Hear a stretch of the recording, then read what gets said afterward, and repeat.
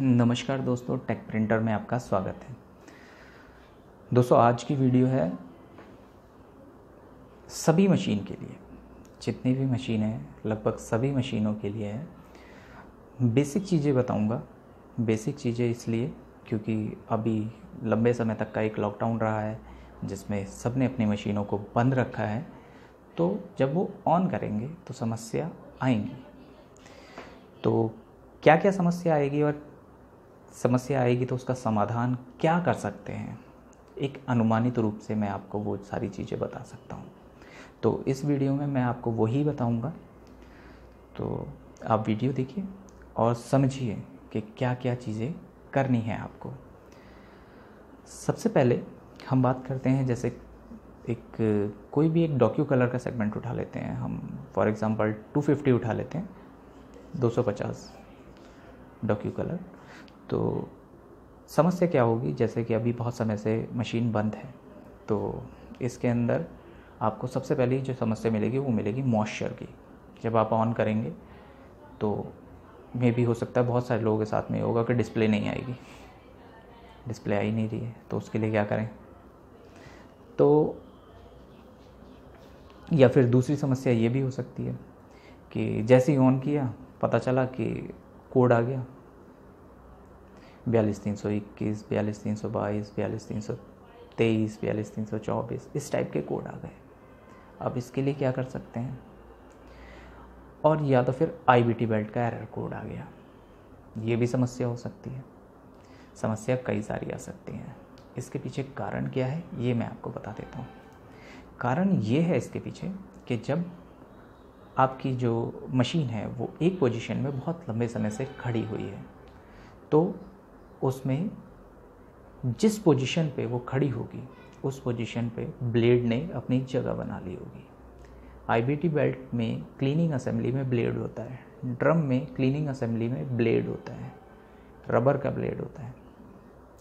उसके बाद से आपका सेकंड BTR असेंबली जो है जो आपकी, उसके अंदर भी आपका ब्लेड होता है। और आपके फीड रोल्स, बहुत लंबे समय से खड़ी हुई मशीन, धूल डस्ट वहाँ पे पहुँची होगी और वो चिपकी होगी वो उस पर। नेचुरल सी बात है, आपने कितना भी आपने बंद करके रखा होगा, डस्ट फ्री जगह है, लेकिन फिर भी डस्ट तो कहीं पे भी पहुँच जाती है, तो वो उस पर भी होगा।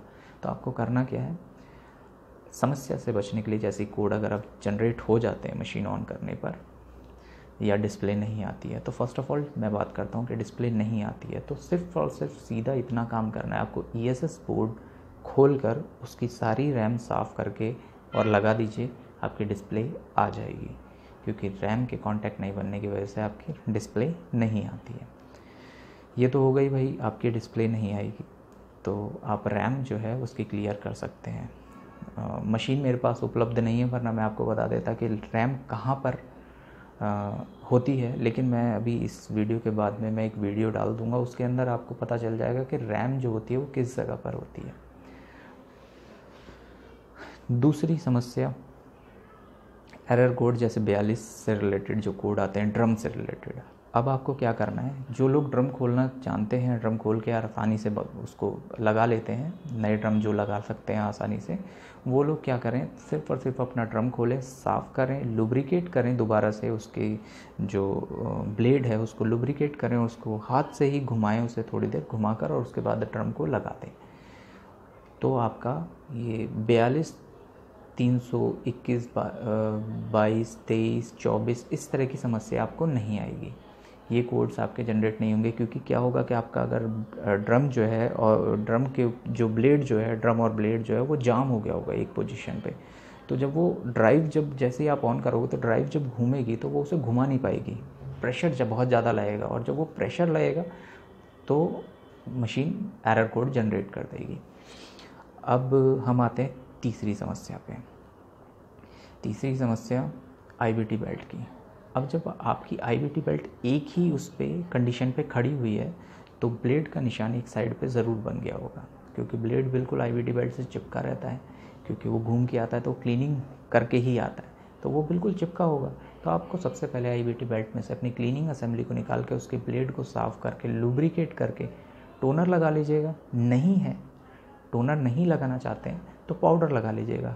कोई भी आप पाउडर यूज़ कर सकते हैं, सिर्फ और सिर्फ आपको कूलिंग आइस कूल वाले पाउडर यूज़ मत कीजिएगा। नॉर्मल टैल्कम पाउडर आप यूज़ कर सकते हैं, उसके ऊपर आइस कूल वाला कोई भी मत यूज़ कीजिएगा, जैसे कि वो डर्मी कूल हो गया, ऐसे जो ठंडा ठंडा कूल कूल वाले जो पाउडर होते हैं वो इस्तेमाल मत कीजिएगा, क्योंकि उसकी जो प्रॉपर्टी होती है वो प्रिंट को लाइट कर देती है, तो उससे आपको समस्या आ जाएगी। तो और अगर सेकंड VTR खोल सकते हैं तो सेकंड VTR खोल के उसकी भी ब्लेड की लुब्रिकेशन कर दीजिएगा। अगर वो नहीं कर सकते हैं तो सिर्फ सेकंड VTR का रोलर जो है उसको हाथ से कुछ देर तक उसे मूव कीजिएगा। अगर आप ड्रम भी नहीं खोल सकते हैं तो ड्रम को पहले उल्टा घुमाइएगा, फिर उसके बाद सीधा घुमाइएगा। पहले आपको उल्टा घुमाना है, फिर सीधा घुमाना है, थोड़ी देर उल्टा घुमाइएगा, फिर उसके बाद सीधा धीरे धीरे धीरे धीरे करके जब वो फ्री आपको महसूस हो तब आप दोबारा लगा दीजिए। आपको ये काम करने हैं, आप काफ़ी सारी समस्याओं से बच जाएंगे। अब हम बात करते हैं कि अभी पिछली वीडियो में कमेंट आया था, उससे पहले भी कमेंट आ चुके हैं कि 550 के अगर पिन आउट हो तो क्या करना चाहिए। तो 550 का अगर पिन आउट होगा तो उसके लिए बहुत ही सिंपल सा एक फंडा है। कुछ NVMs हैं, वो मैं आपको बता देता हूँ। उन NVM को बस आप नोट कर लीजिए, और वैसे मैं डिस्क्रिप्शन में भी कोशिश करूँगा कि डाल दूँ मैं डिस्क्रिप्शन में वो NVMs कि कितने GSM की कौन सी है NVM, और मैं मौखिक रूप से भी बता देता हूँ। तो कुछ NVMs कुछ इस तरीके की हैं कि अगर मैं ये बताऊँ, मैंने कुछ लिख रखी हैं क्योंकि मुझे वानी सारी याद नहीं रहती हैं। तो ये सिर्फ और सिर्फ 550, 560 और 570 इनमें ये NVM काम करेगी, उसके अलावा किसी में काम नहीं करेगी। 250, 252 इनके लिए मैंने पहले ही बना रखी है पिन आउट की जो है, तो ये सिर्फ और सिर्फ 550 के लिए है। तो मैं इसके लिए भी आपको बता देता हूँ। 550 में क्या है, 742126 ये है आपकी प्लेन पेपर के लिए। 64 GSM से लेकर 80 GSM, 64 GSM से लेकर 80 GSM तक का जो पेपर है वो, इसमें आप जो है इसकी वैल्यू को आगे या पीछे करके आप इसमें उसको सेट कर सकते हैं अपने पेपर को। ये सिर्फ और सिर्फ NVM जो बता रहा हूँ मैं, लीड एज और ट्रेल एज, ये सिर्फ यहीं काम करती है, ठीक है। ये इनबोर्ड आउटबोर्ड पे नहीं काम करती है। साइड जो, अगर मैं आपको बोलूँ साइड का जो रजिस्ट्रेशन है, जैसे साइड का जो पिन है वो अगर आउट होता है तो उसके लिए दूसरा है ऑप्शन। ये सिर्फ और सिर्फ मैं आगे और पीछे जो शिफ्ट होता है, जैसे आप प्रिंट जब भी कोई निकलता है, फॉर एग्ज़ाम्पल मैं अगर बात करूँ, एक पेपर ले लेता हूँ।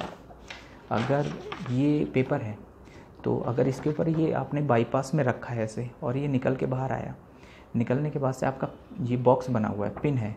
अगर आपके यहाँ वाला ये वाला पॉइंट जो है, ये वाला पॉइंट जो है यहाँ से मैच कर रहा है या नहीं कर रहा है, नहीं कर रहा है, तो आपका प्रिंट जो है, जब आप इसके बैक साइड में जब आप प्रिंट करोगे, जब आप इस साइड पे प्रिंट करोगे, तो अगर वो मैच नहीं कर रहा है तो ये सिर्फ उसके लिए है। अगर यहाँ से कुछ डिस्टर्ब होता है इधर वाली साइड से, मैं ये बात करूँ, ये है 19 इंच, 13-19 की मशीन है, तो ये है 19 इंच और ये है 12 इंच। तो ये वाले जो हिस्से जो है ना, इनकी नहीं है NVM, ये सिर्फ इनके लिए है। इसको आगे पीछे आप शिफ्ट कर सकते हैं। तो ये तो चीज़ क्लियर हो गई कि NVM किस चीज़ के लिए है। तो मैंने पहली NVM बताई थी आपको 742126। ये आपको सबसे पहले आपको सिस्टम सेटिंग, कॉमन सेटिंग, मतलब ये सॉरी हाँ, इसमें आप मेंटेनेंस एंड डायग्नोस्टिक में जाकर और उसके बाद से NVM रीड एंड राइट में जाकर चेन लिंक में आप लिखेंगे 742126, जो कि आपकी जो ये वाली जो NVM है, ये प्लेन पेपर के लिए 64 GSM से लेकर 80 GSM का तक का जो पेपर है, ये उसकी वैल्यू है। डिफ़ॉल्ट वैल्यू इसके अंदर 1 होगी, डिफ़ॉल्ट वैल्यू इसके अंदर 1 होगी। आपको जो है वो कम या फिर ज़्यादा करके आपको खुद एक्सपेरिमेंट करना है।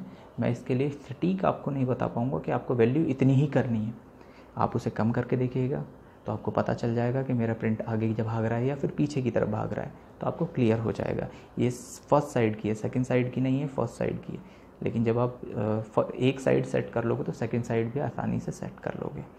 और उसके बाद से है दूसरी NVM है 742128 742128, ये है 91 to 105 GSM। तीसरी है आपकी 742129, ये 106 to 128 GSM तक के पेपर पे आपकी काम करेगी। 742129 ये आपकी 106 to 128 GSM तक के पेपर पे काम करेगी। और उसके बाद से चौथी NVM है आपकी 742130, ये आपकी 129 GSM से लेकर 150 GSM तक के पेपर पे वर्क करेगी। इसकी भी डिफ़ॉल्ट वैल्यू 1 होगी। ये जो मैं आपको सारी बता रहा हूँ इसकी डिफ़ॉल्ट वैल्यू 1 होगी, ठीक है। और अगर जैसे पहले चेंजेस की होगी किसी ने तो वो हो सकता है कि वो ज़्यादा हो या फिर कम हो, या फिर वो प्लस में होगी या तो फिर माइनस में होगी, जो पहले अगर किसी ने छेड़ रखा होगा तो उसे। लेकिन जनरली ये डिफ़ॉल्ट वैल्यू पे ही रहती है। जब लेकिन अब कभी आपका पिन आउट हुआ हो, किसी इंजीनियर ने उसे ठीक किया होगा, तो वो वैल्यू आगे पीछे करी होगी उसने। और उसके बाद से फिर हम अगर आ जाते हैं आपका 151 से लेकर और 176 GSM, 151 से लेकर 176 GSM तक के पेपर के लिए 742132, ये आपकी NVM चलेगी। 742132 ये GSM, ये है आपकी 151 GSM टू 176 GSM तक के पेपर के लिए। उसके बाद आपकी आएगी 177 टू 120 GSM तक के पेपर के लिए। 177 से लेके 220 GSM तक के पेपर के लिए आपकी आएगी NVM वैल्यू है 742133। 742133 177 से लेकर 220 GSM तक के पेपर के लिए है। इसकी भी वैल्यू को आपको आगे या पीछे करके आपको चेक करना है, ठीक है। उसके बाद से है 742134, 742134, इसकी वैल्यू जो है वो ये है आपका 221 GSM से लेकर और 300 GSM तक का पेपर, जो जनरली जिसमें सबसे ज़्यादा आप लोगों को प्रॉब्लम आती है। 221 GSM के पेपर से लेकर और 300 GSM तक का पेपर जो है, अगर उस पर पिन आउट होती है आगे पीछे प्रिंट निकालने में, तो उस कंडीशन में है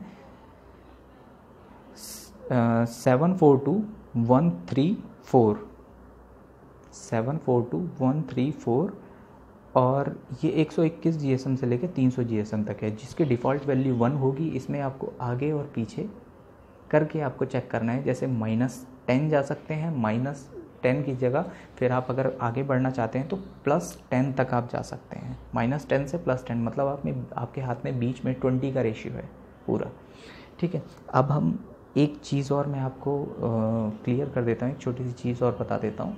काफ़ी लोग जैसे अब किसी को अगर प्रॉब्लम आएगी, फॉर एग्ज़ाम्पल कि ये बॉक्स बना हुआ है, मैं कहूँ ये पिन जो है ना, अगर वो साइड से आउट हो रहा है, साइड से अगर आउट हो रहा है तो आप क्या होता है, जनरली पेपर ऐसे निकला तो आप उसे फ्लिप करके फिर यहाँ पे लगा देते हैं। अगर आपका साइड से आउट हो रहा है, ये दोनों साइड से आउट हो रहा है, तो अगर आपका पेपर ऐसे निकला है ना, तो आप उसको ऐसे करके पलट के और फिर लगा दीजिए। जो साइड से जो आउट होने वाली जो प्रॉब्लम है ना, वो आपकी सॉल्व हो जाएगी। मतलब अभी आपके पास NVM नहीं है उसके लिए, तो या फिर अगर आपका इंजीनियर वो सेट नहीं कर पाया है, या फिर आप खुद उस समस्या से परेशान है और आपको पिन मिलाना भी ज़रूरी है, तो आप सिर्फ और सिर्फ लीड एज और ट्रेल एज सेट कर लीजिए एक बार। उसके बाद से अगर आपका साइड से भी आउट होता है तो भी समस्या नहीं है, तो आपको बस पेपर को ऐसे निकाला, उसके बाद से इस पेपर को ऐसे फ्लिप ना करके, ठीक है, आपको ऐसे निकाल के आया, सिर्फ आपको ये आगे वाले हिस्से को उठाकर पीछे कर देना है और ये वाला साइड ऊपर हो गया, प्रिंट यहीं होगा, ये लगा दीजिए, समस्या ख़त्म। तो इस पे आपकी समस्या ख़त्म हो जाएगी पिन आउट वाली। तो ये तो हो गया 550 के पिन आउट की प्रॉब्लम जो है, उसका भी समस्या मिल गया। प्लस आपको जो अभी लॉकडाउन के बाद जो है अपनी मशीन में क्या क्या प्रिकॉशंस लेनी है, उसका भी आपको जानकारी मिल गई है। तो आशा करता हूँ कि आपको वीडियो अच्छी लगी होगी, और वीडियो अगर अच्छी लगी हो तो प्लीज़ लाइक कीजिएगा, और जो नए लोग हैं इस चैनल पे आए हैं प्लीज़ चैनल को सब्सक्राइब कीजिएगा। वीडियो आगे भी अगर शेयर करेंगे तो हो सकता है कि किसी के काम आ सके, तो प्लीज़ हो सके तो शेयर भी कीजिएगा। तो आज की वीडियो यहीं समाप्त करते हैं। अगली वीडियो में हम 75563525 इस सीरीज़ की मशीन की NVM पिन आउट की NVM जो है वो लेके आएंगे। लेकिन अभी उससे पहले मैं एक वीडियो आपको परसों तक एक वीडियो और मैं आपको दे दूँगा जिसमें आप रैम जो है वो ESS बोर्ड की रैम जो है वो कैसे आप उसको कहाँ कहाँ पर होती है वो आपको उससे पता चल जाएगा कि किस जगह पे रैम होती है, ESS बोर्ड कैसे खोला जाता है, उस किस जगह पे रैम होती है। उसकी भी वीडियो हम अभी आपको परसों 1-2 दिन के अंदर वो भी अपलोड हो जाएगी आपकी। तो इसी के साथ इस वीडियो को यहीं समाप्त करते हैं। नमस्कार।